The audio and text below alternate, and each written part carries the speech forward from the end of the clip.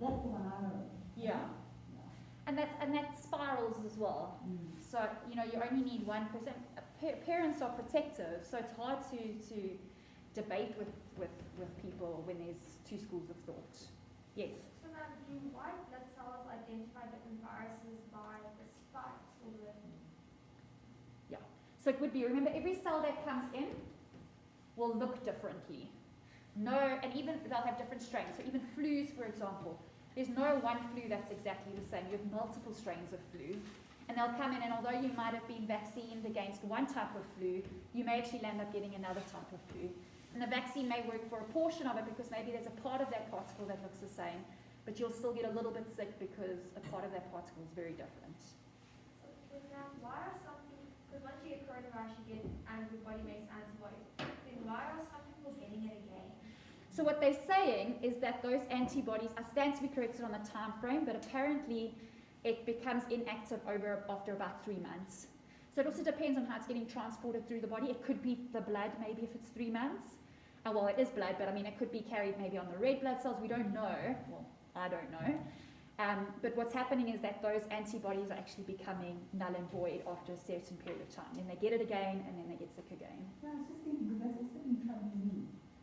Maybe because like when we have measles injections, measles vaccines, we get boosters. Yes. So maybe we need more boosters if we did have vaccines to really strengthen your immune system. So by having it once, your body hasn't learned, okay, I must make it again. So it's like they don't have enough information yet. Exactly. I was also wondering. Yeah, it could be. And also seems that people are reacting very differently to COVID. So although there's a handful of symptoms in terms of, you know, coughing and all of that, there's some people that aren't presenting with symptoms at all, and there are other people that are presenting with completely different things. So it could also be perhaps different strains. It could, you know, it's too early to actually get into too much detail, I guess. Yes? What happens when a virus mutates? Okay, I don't know too much about viruses at the moment. So we touched on the living grade 11. So the DNA changes. So it's a random mutation, just like we randomly have different colored DNA or whatever. It's a random mutation that might allow them to be better adapted to their environment, but making you sick. So it could be they become a different, like, subspecies almost. The DNA changes, so your cells don't recognize it again. So now these spikes are a little bit different. And now the cells don't recognize them because they're wearing a different color. You know what I mean? Okay. Is that what happens to antibiotic resistant bacteria, Yeah. viruses, bacteria? Okay, antibodies anybody against? Bacteria. Bacteria. So that's why if you have a cold, for example, there's no point in taking antibiotics because that's a virus. Okay, so, and also remember antibiotic resistance, that's why they actually say you should finish your course. So what happens is, let's say they give you antibiotics and they say you have to take it for 5 days, every day. If you don't finish that, what happens is your body starts to learn how to fight it. So if you don't actually finish it, that's when it builds up. And a lot of people don't finish the antibiotics. You stop after you feel fine. And you should actually, because then it's harder to come up with medicines that beat that new strain. Because the antibiotic should kill all the bacteria, but you don't take the whole course. Now there's some bacteria lurking in that are mutating. Yeah. They're more dangerous than the original.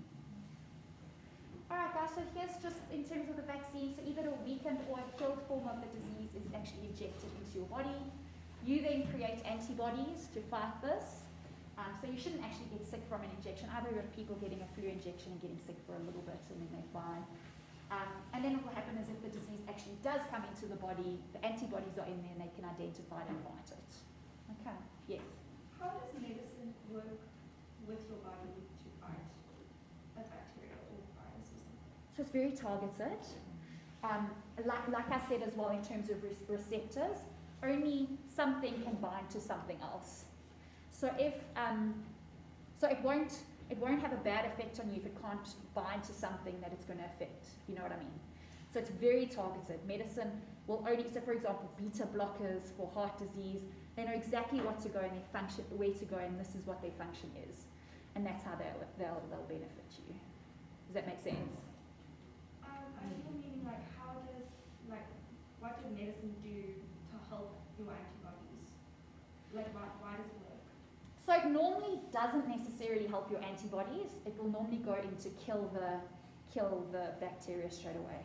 So antibiotics, anti-bio-living things, it's antibacteria basically. So it'll go in and kill everything. So for example, have any of you heard of probiotics? Does anyone know what probiotics are? What are they? Are they just like good nutrients that you have? Nutrients? Are they living? Are they dead? No, they're living, guys. Probiotics are living. So even in yogurt, it's living. There's living bacteria in there. So what happens is you've got about 90% of your immune system is in your gut. And when you take antibiotics, it kills the bad bacteria, but it also kills the good bacteria. And what happens then is that after antibiotics, a lot of the time doctors will then say take a probiotic to help replenish the good bacteria in your gut. Yes. Does that make sense? It Okay, so what happens is that medicine will generally go in there and kill everything in terms of a bacteria, for example, and you'd have to replenish that again. Yes? So ma'am, apparently, like farmers that farm livestock, they dose all the animals with antibiotics because of the living conditions they live under. So if I, say for example, eat that cow, do I get the antibiotics? They also say that about hormones as well. So there's a big debate around it. Generally, the research says that it's safe, but some people are a little bit more hesitant. So more people will go for free range, or they'll go for grass-fed, because it's linked to a good lifestyle. So if you see a grass-fed cow, you're assuming that they've got great conditions, they're living on a pasture and all of that. Whereas other cows that they don't really specify where they live in may not. So, but they generally say that hormones and all of that would have left the cow, for example, already. Even your milks, it will say RBST hormone-free. So if you are cognizant of that, look out for it. But the research is very much muddled at the moment. Yes. So you see how medicines know what to target, know where to go. Does painkillers do the I same? was just about to ask, I was literally putting my hand up for that exact question. So they should, but when you think of like a Panado, a Compral, or a Nurofen, for example, I think that's more general, but they are targeted. It depends on where the pain's associated with. So sometimes I think it's very difficult for it to target.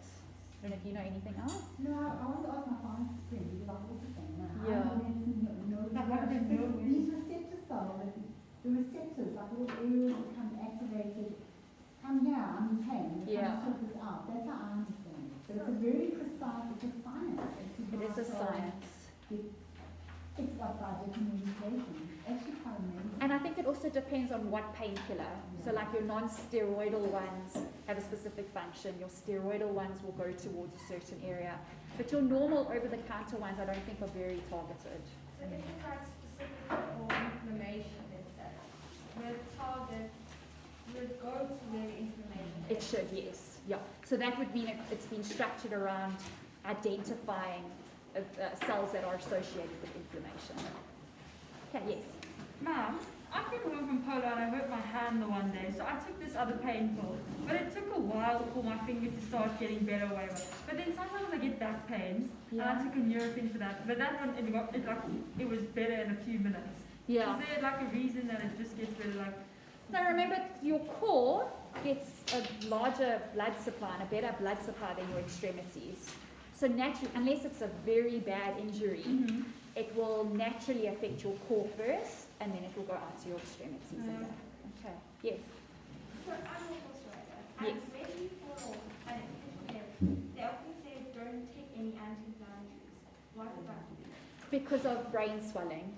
So what will happen is they're worried about a traumatic brain injury. Generally, if you'd have to fall off anything. So what would happen is you want to see swelling. You want to see the effects of swelling because that is so dangerous. If you take an anti-inflammatory and it masks the effects of swelling, you could be walking around with a brain injury with lifelong effects without knowing it. So it's about not masking any of the immediate effects. Honestly, it reminded me on Facebook, I see this whole article about COVID. And you know they're trying to treat the symptoms. You know they're trying to when you get sick, you treat the symptoms. If you're not that bad, and you have to go to the hospital. Yeah. Because they now know that that virus, and I really can't remember the time, it makes us sick just like other organisms do. So they know that these molecules pay something. I must have read it. They produce, our cells produce too many of these molecules, and the medications are to try and dampen it down. So they know that the virus affects us like other bacteria and viruses do. And if they can figure out how to get those K molecules down to normal levels, then you get better. Okay, so it's either vaccine or using other medications to bring these factors down that allow COVID to make it sick. I'm going to read that again. Yeah, it sounds interesting.